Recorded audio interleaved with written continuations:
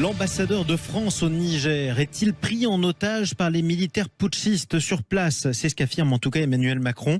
On en parle avec notre invité Michel Galli. Bonjour à vous. Bonjour. Soyez le bienvenu sur Sud Radio. Vous êtes chercheur au Centre d'études sur les conflits, professeur de géopolitique à l'Institut des relations internationales. L'ambassadeur de France au Niger, enfermé dans sa propre ambassade. On empêche les putschistes, d'après Emmanuel Macron, de lui livrer de la nourriture. Il ne se nourrit plus qu'avec des rations militaires. C'est du jamais vu. Oui, c'est du jamais vu et de manière générale, c'est du jamais vu au point de vue diplomatique et militaire.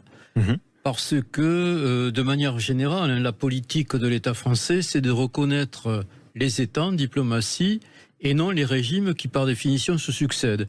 Ce qui veut dire que quand un régime, en l'occurrence les putschistes de Niamey, déclare persona non grata l'ambassadeur et demande aussi en même temps le départ des troupes françaises, on fait l'un et l'autre, ce qu'on a fait au Burkina et au Mali. Mais là, il y a un entêtement des deux côtés qui aboutit à une situation vraiment conflictuelle. Donc si je résume, des putschistes non reconnus par la France ont pris le pouvoir à Niamey.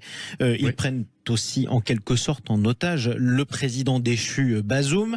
Mais la France ne reconnaît que l'autorité du président Bazoum enfermé dans son propre palais présidentiel. Comment on peut sortir de ce blocage? Là aussi, c'est extraordinaire. Mohamed Bazoum, qui est d'ailleurs aussi affamé par les putschistes, il a perdu 5 kilos en même temps que sa femme et son enfant depuis 2 mois.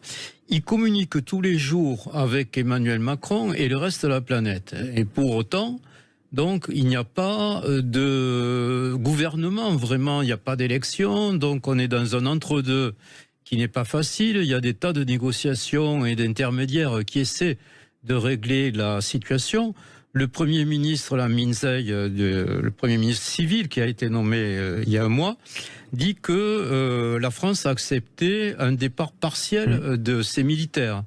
Alors, il reste la personne de Mohamed Bazoum, qui certainement, à mon avis, ne reviendra pas en tant que président, et la situation de la junte qui est là dans un état provisoire. Mais à mon sens, agresser verbalement, comme l'a fait plusieurs fois Emmanuel Macron, c'est du jamais vu aussi. On dirait la diplomatie des loups combattants chinois, de rentrer un peu, si vous me permettez, dans le show de l'adversaire, et puis voir ce qui se passe. Comment ça peut terminer concrètement, puisque la France reconnaît un président qui n'a plus aucun pouvoir, qui est enfermé chez lui, et ceux que la France ne reconnaît pas exigent notre départ. Toutes les informations qui remontent montrent que les soldats français, malgré tout, sont en train de préparer pour un jour leur départ du Niger. Pourquoi s'entêter à laisser notre ambassadeur sur place ?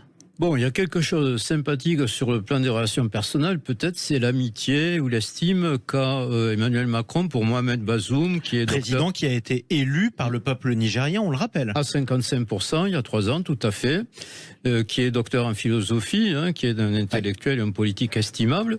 Mais pour autant, est-ce qu'une amitié personnelle peut passer devant l'intérêt et l'évolution des rapports entre États? On peut être sceptique sur ce point. Autre point important, si la France continue à reconnaître le président Bazoum, qui a été déchu, qui lui veut que la France reste, on n'a pas l'impression que ce soit le cas des Nigériens, en tout cas des habitants de Niamey. Toutes les manifestations qu'on voit sont favorables à la junte et sont hostiles à la France.